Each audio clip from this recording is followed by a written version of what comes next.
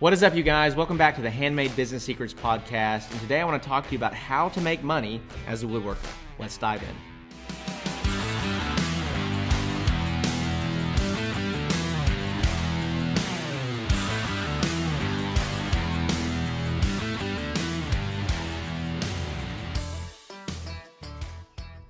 Well, hey, welcome back to the show. For those of you that are watching on YouTube, I appreciate your time and your attention. For those of you listening to the podcast, appreciate you there.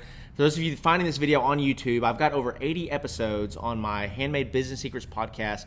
Go find that on Apple, go find that on Spotify or wherever you listen to podcasts and start binging that because I've tried to provide a ton of value over the last couple years there.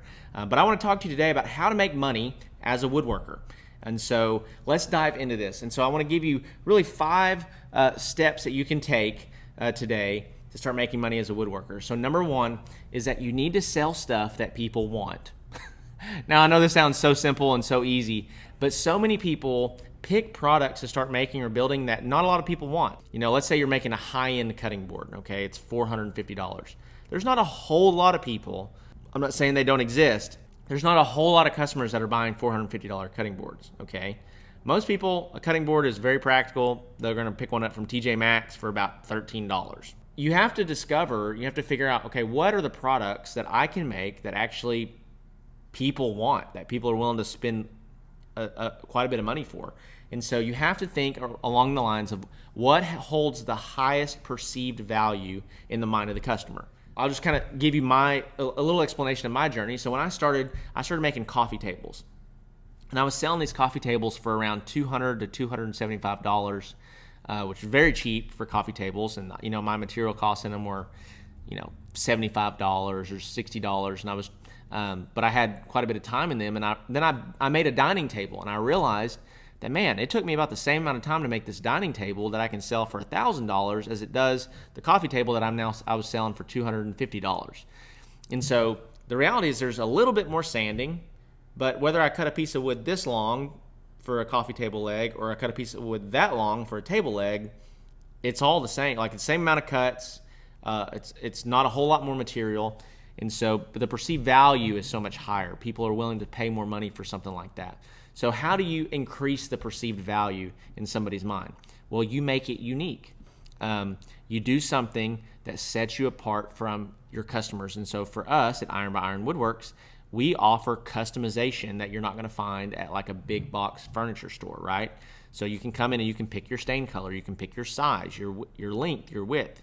You can pick, you know, we have 15 or 20 different table designs that you can pick from, or if you have an idea, you can bring your idea to us, right? So that customization really is kind of a selling point in a major way to our clients and to our customers.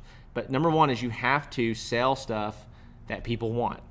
And so number 1, I don't want to pick such a specific niche that there's very few customers, but then I don't want to throw myself into a giant, what's called a red ocean, where there's tons of blood in the water from there's so many competitors, right? There's so many people in that space that can beat you half to death. So if you're going to jump into a red ocean, you have to have your own little thing that makes you unique or different, okay? So for some of you guys, it might be like, well, we do everything we make is industrial, it's steel, you know. Everything we make is farmhouse, everything we make is mid-century modern, everything we make, you know, but you have to know your audience, you have to know your ideal target, okay? Okay, number 2, this is how to make money as a woodworker. Number 2 is you either have to go national or you need to dominate locally. Okay, so what do I mean by this? Well, if you're creating low-ticket items, things that are small that can be shipped, I highly recommend that you immediately start advertising and going in the direction of getting a national audience, creating a national brand. And so how do you do this? Well, you do it on platforms like Etsy, to where you can put your stuff out there and you can get it in front of lots of people, but I also don't necessarily recommend building your entire business on Etsy. I have a podcast episode about that as well. It's anywhere from episode, I think, 10 to 25. It's somewhere in there. I don't know exactly where it is. But that's how you get national. You also get national by building a website and start running paid advertising to your website and marketing that across the nation. Okay, so and the reason that you either need to go national or you need to dominate locally is, so for us, we build giant tables. And so this is a very logistically bound business. It's very hard to ship these tables all over the country without it costing an arm and a leg, right? And so what we've decided to do is we're going to dominate within a 250 square mile radius. Okay, well, we've built over a $500,000 a year woodworking business by doing that. And so by focusing within our region to where we can drive to our customers and deliver our products, that really allows us to expand and grow and keep it keep it manageable for our customers as far as cost is concerned. And so so if you're low ticket products, when I say low ticket, that's anything less than $200. If you're low ticket products and it's small, let me just say this: if the item is small in general and you can ship it, then I would go national. It's going to allow you to create a bigger brand by doing that, but you better be really, really great at marketing, because all your competitors are also going national as well, the big players, okay? And so, number 3, how to make money as a woodworker. Okay, I'm going to tell you, you're going to go to www.zachvaught.com/handmade business secrets book, okay? So I wrote a 87-page ebook about how to get started. So the name of the book is the Handmade Business Secrets book, and it's all about my story, how I got started, what you need to think about, how you need to strategize moving into starting your woodworking business, okay? All you got to do is put your first name and your email to get that book. I'll have that link in the description below as well. But if you haven't gotten that book and haven't worked through it yet, be sure to do that. It's a free resource that I wrote just to help you guys out. My goal really is to help over 10,000 craftspeople and woodworkers grow and scale their businesses over the next 10 years. So hopefully you go do that after this video is over. Number 4, and this is what's really important, is how to make money as a woodworker, is you have to get noticed. You have to get noticed. So how do you get noticed? Well, there are organic strategies that don't cost you any money to getting noticed. It's posting on your Facebook page, posting on your Instagram, posting on TikTok, posting on all your social media profiles, going in and shaking hands with business owners. Hey, is there anything that I can build for you? Is there anything that I can do for you? Those are organic strategies that you can do. Sending DMs to businesses or influencers that says, hey, is there any way that you could promote my products and get a percentage of sales, so you leverage influencers and their audience if you don't have an audience yet, to where if you have a cool product that maybe you say, hey, I'll give you one of these, or I'll ship one of these to you if you'll just post about it and share a link for people to buy. And so that's a pretty organic strategy. Sometimes you have to pay influencers. It just depends on how big their audience is and how well they're known. But then there's paid strategies as well. So you're actually running Facebook ads, Google ads, you're buying a billboard, you're buying a radio ad, you're running TikTok ads. And just quick bit of advice here is that traditional media is no longer as effective as it used to be. It's overpriced. So when I say traditional media, that's talking radio ads, billboards, TV ads, okay? That's the newspaper ads. Those are the old more traditional ways of advertising, but they're overpriced and they're not effective anymore. Most people are on their phones looking at TikTok videos as they drive down the road past the billboard that you're spending $700 a month for, right? The most effective way that you can spend your advertising dollars in today's age is through digital advertising. That is Facebook advertising, Instagram advertising, TikTok advertising, YouTube advertising. And so just know that as you start figuring out how to get noticed and you want to put some money into advertising. And let me just say this. A lot of people have tried Facebook ads and they're like, well, I spent $5 on Facebook ads and nothing happened. You're not going to get any results from $5, so don't even try.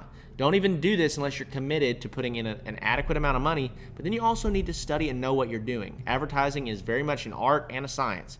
You have to know the art of how to attract customers with your ads. You can't just put a picture and be like, hey, come buy my stuff, and expect people to come buy your stuff. You have it's a dance with your customer. You have to know how to attract them with the right kind of pictures or videos, with the right things to say, the right type of offer.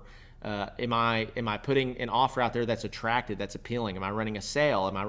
Why would they want to buy today? You have to do all those sorts of things and think through those things before you just throw money at something and hope that it sticks. If you need help with this, if you're in a place, you're doing, you've got some organic strategies working for you. You're doing anywhere from $2,000 to $5,000, maybe up to $10,000 a month, but you really want to grow this thing, then hit me up.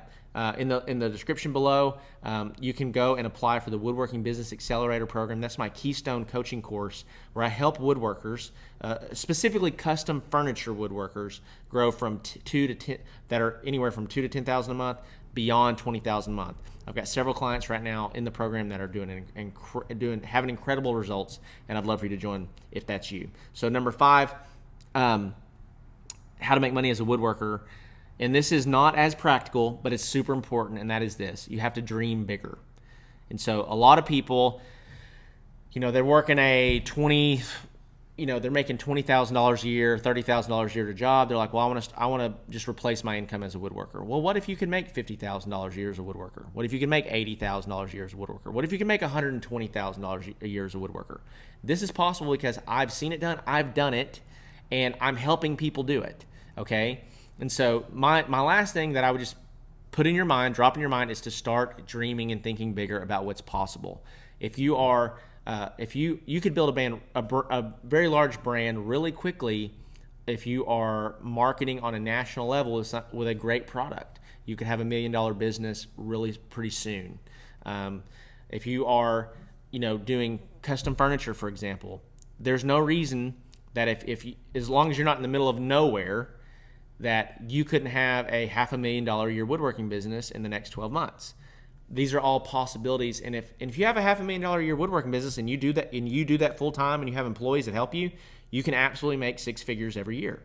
So why do I tell you all this? Because number 1, I believe in you. I know that this is possible because I've done it and I'm helping other people do it right now. And so just to recap, sell stuff that people want. Number 2, either go national or focus on dominating locally. You got to pick. Number 3, go get my free ebook and go read through it. Late at night when you're, watching Netflix, instead of watching Netflix, read through my book. It's 85 pages long. You can get through it in an hour and a half. Okay, it's super short, but it's packed full of nuggets in there that are going to help you get started and grow. Okay. Number 4 is get noticed. You have to implement probably organic and paid strategies, especially out of the gate. And then number 5 is just start dreaming and thinking bigger along those lines.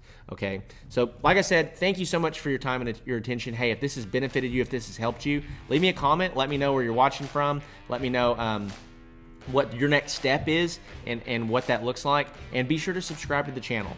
That's going to help me get in front of more people just like you and help them on their path to maybe leaving their job or growing their woodworking business. So with that being said, guys, I'm going to bounce out of here. Thanks so much. Love you. I'll see you in the next one.